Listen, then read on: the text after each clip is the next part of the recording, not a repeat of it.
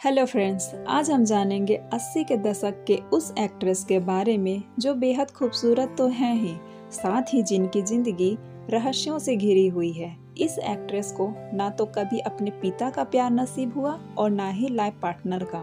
रेखा अपने जमाने के उन एक्ट्रेसेस में से एक है जिन्होंने दर्जनों हिट फिल्में दी हैं और अपने हुस्न के जलवे 80 के दशक से लेकर आज भी बिखेरती नजर आई हैं। रेखा 65 साल की हो चुकी है, पर उन पर बढ़ती उम्र का असर दिखता ही नहीं।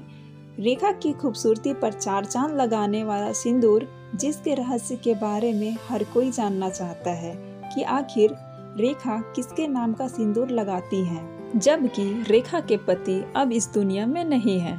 रेखा के अफेयर्स के चर्चे किसी से भी छिप नहीं पाई है। आज हर कोई जानता है कि रेखा और अमिताभ एक दूसरे को चाहते थे।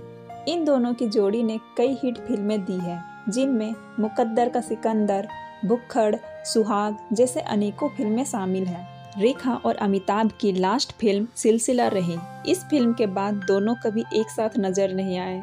रेखा हमेशा चाहती थी कि अमिताभ रेखा और उनके रिश्ते को दुनिया वाले को बता दे, पर अफसोस ऐसा न हो सका।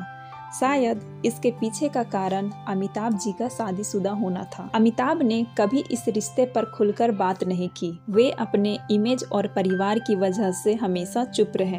अमिताभ इस कंट्रोवर्सी में नहीं पड़ना चाहते थे, पर सच्चाई किससे छिप पाई है। रेखा उस वक्त लाइमलाइट में आई जब रेखा अनमैरिड होने के बावजूद ऋषि कपूर और नीतू कपूर की शादी में सिंदूर लगाकर पहुंची। सारी दुनिया की नज़र ऋषि और नीतू से हटकर रेखा पे जम गई।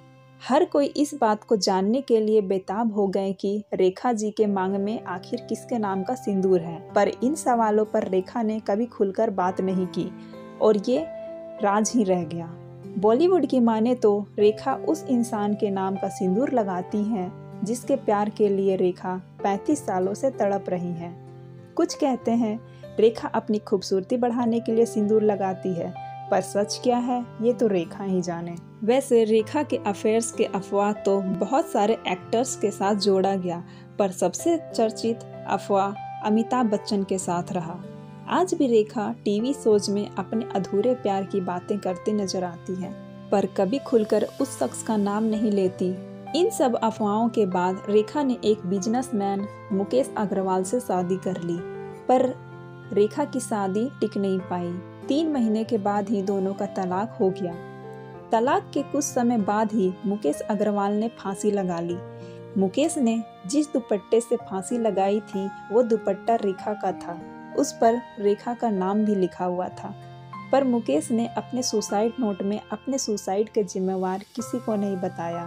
फिर भी अफवाहें आई कि उनके सुसाइड के पीछे रेखा और रेखा की पर्सनल सेक्रेटरी फरजाना का हाथ है। फरजाना कभी रेखा की हेयर स्टाइलिस्ट हुआ करती थी, बाद में रेखा ने उसे अपना पर्सनल सेक्रेटरी बना लिया। फरजाना लड़कों की तरह कपड़े पहनती है। मीडिया रिपोर्ट के अनुसार रेखा फरजाना को बहन मानती है और ये रेखा के साथ 32 सालों से रहती आई हैं। रेखा के निजी जिंदगी के बारे में फरजाना के अलावा कोई नहीं जानता। रेखा की जिंदगी आज भी एक रहस्य ही है।